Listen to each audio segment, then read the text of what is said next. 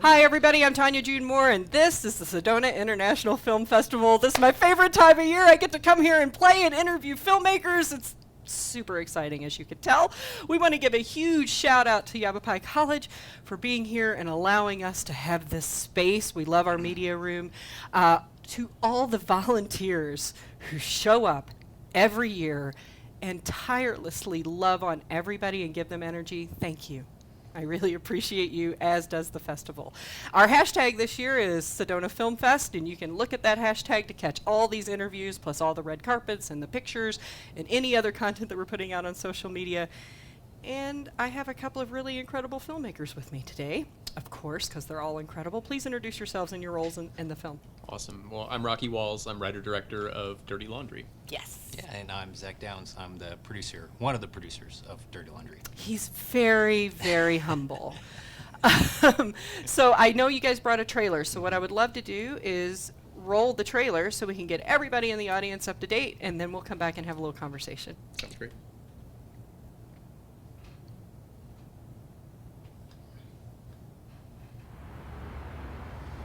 Oh man, my favorite part of the week.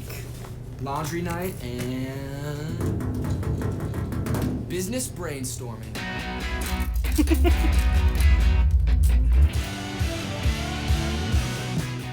Tonight's the night. I can feel it. I want to start Prop Pop, stop putting it off, and start working on it full time. Tonight's the night you're finally going to tell him the truth, right? That this isn't going to work out. I have been telling Kyle the truth. What we've been dreaming up is so inspiring. It's ours.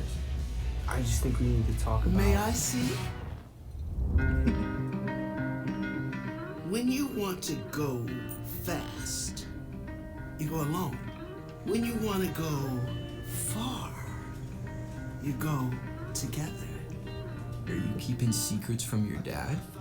I want to start my own company. What did you say? I'm not going to college. Are you crazy? Carlos. To be happy in this life, you really only need one good friend. Eric is your one good friend. And you're his. Truth and friendship can never be separated. Eric, what the hell is going on? I have no idea. Holy shit, I can't lie! Kyle, what are you doing? Eric, what do you mean write about me? Maybe this was a mistake. You two are going to go far together. See how far we can go.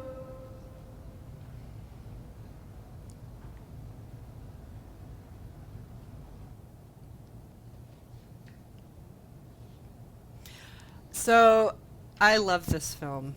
First of all, I grew up in what I feel like this film was set in. So I love that there were no phones and all of that. It was just a really nice breath. Where did the script come from? So there's a lot of different things intertwined in the script. I have to start with just telling people that it was actually a bit of art therapy for me. We had a terrible experience that I won't get into too many details about on this interview, but you can read all about it in other interviews online. We essentially were victims of a smash and grab looting in San Francisco, and I was sitting in the San Francisco airport despondent afterwards, having to go home with my tail between my legs because I couldn't complete the work that we went there to complete. And I'm a firm believer that we're all creative people, right? And I think that one of the best things that you can do as a creative person, wherever you are, whatever your form of creativity is have like this backlog of ideas that you can kind of pull from. And there were parts of this script that I had this backlog for, little inside jokes with coworkers or little moments. The characters certainly are based very much in real life experiences, and so those things all kind of came together in a perfect storm for what is our first, Zach and I's first narrative feature film. We've done documentaries for years, and so there's a lot of documentary work that bleeds into this with the, I think, a lot of the sort of raw, natural dialogue that the characters have. You can kind of see our documentary chops, I think, coming through in that. A little I bit. hope. Now that you say that, Yeah. I looking back, yes, for sure. Yeah, kind of a perfect storm. You don't wish that difficult things would happen, but if you can pull on something inspiring, and then go to town. And we never intended for it to be a movie. That's the thing too. I like to tell creatives and artists, get out there and just start doing. Yes. And you don't have to worry about it being some beautiful thing at the end. Just start doing for yourself first, and then if you come up with something that's beautiful and that other people want to watch, fantastic. Well, you really got in the vein of Sedona with that little bit of magic that you wound into this through the laundromat, which I really enjoyed. Plus, I love the character that plays the magic person. Yeah. What a great actress. I mean, I love it when a scene gets stolen, really.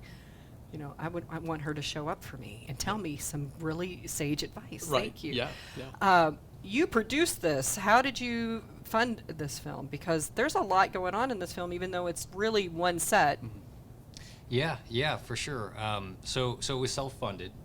So we started our production company. We're co-founded a production You company. don't know the rules. Yeah, exactly. Yeah. We're rule breakers. About 20 years ago, we started our company, and we do a lot of kind of corporate work, commercial kind of work, and then we save a lot of that money and try and use that to do a lot of the kind Creative. of stuff, that we'd really like to do and we'd like to put out into the world.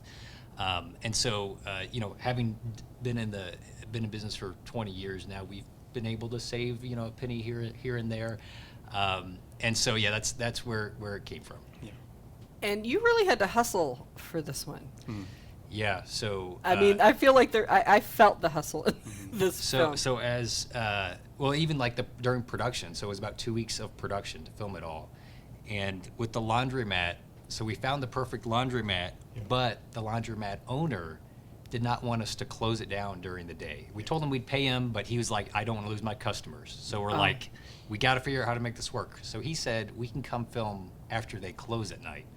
So we were small timeline, but also all the shoots were overnight. But how kismet, because a perfect setup for what really these characters were experiencing and what they were getting ready to experience. Absolutely. Right. You gotta know that filming at when what you're watching on screen, very very many of the scenes were happening at 2 o'clock, 3 o'clock in the morning, sometimes 4 o'clock in the morning, and it absolutely added to the magic that you're feeling. I feel like on screen for sure. So you screened yesterday. We did. We had an awesome screening yesterday. It Tell was me great. about the audience reaction to this, because I'm really curious. It was wonderful. There's a few moments that I always look for. There's a couple of jokes that I'm really always a little tense. I'm like, oh, if this doesn't land, we're in so much trouble. And the jokes landed. The moments that we sort of pivot the story a bit, because there's a bit of a bait and switch that goes on There with this is. movie, It's not to beautiful. share too much.